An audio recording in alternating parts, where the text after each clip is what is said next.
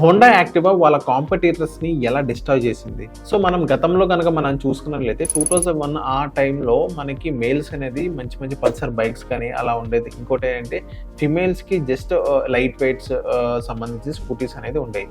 కానీ అక్కడ ఒక చిన్న గ్యాప్ అనేది హోండా యాక్టివ్ అనేది అక్కడ నోటీస్ చేసింది. సో అన్ని ఏజ్ గ్రూప్స్ వాళ్ళు ఒక బైక్ యూస్ చేసుకునే ఒక బైక్ అనేది అక్కడ లేదు.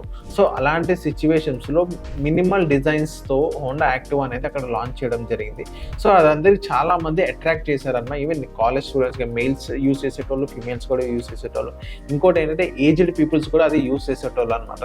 సో అక్కడ చిన్న గ్యాప్ అనేది హోండా వాళ్ళది అక్కడ ఐడెంటిఫై చేశారు. అండ్ నెక్స్ట్ వెంటనే హోండా యాక్టివ్ అనేది లాంచ్ చేశారనమాట.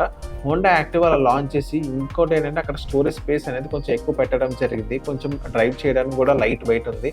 సో మెల్లగా దాని వేరియంట్స్ అనేది డే బై డే ఇంక్రీజ్ చేసుకుంటూ వెళ్ళారు. ఇంకోటి అంటే మైలేజ్ గతంలో అక్కడ నార్మల్గా ఫిమేల్స్ యూస్ చేసుకునే ఈవెన్ టీవీఎస్ స్కూటీస్లో దగ్గర వాళ్ళకి 40 మైలేజ్ అలా ఇస్తుంటాయి. కానీ హోండా యాక్టివ్ అనేది 60 మైలేజ్ ఇస్తుంది. సో అక్కడ ఇంకా కొంచెం అట్రాక్ట్ అయ్యారు అనమాట. ఈజీ టు మెయింటెనెన్స్ అలాగే ఇంకా కొంచెం అట్రాక్ట్ అయ్యారు. ఇంకోటి అంటే 3G అని 4G అని 5G అని ఇంకా వేరియంట్స్ అనేది ఎవ్రీ ఇయర్ ఒకటి లాంచ్ చేసుకుంటూ వెళ్తుంది.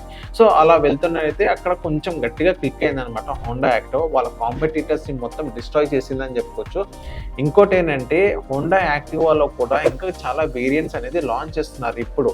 సో ఇప్పుడు ప్రజెంట్ ABSలో అలాంటివి కానీ ఇంకోటి ఏంటి బ్రేకింగ్ సిస్టమ్ ఇంప్రూవ్ చేయడం కానీ దాన్ని మార్కెటింగ్ చేయడం కానీ సో నెక్స్ట్ లెవెల్ ఉంది. ఇప్పటికీ ఎవ్రీ మినిట్ ఇండియాలో 6 హోండా యాక్టివా స్కూటీస్ అనేది సెల్ అవుతుంది.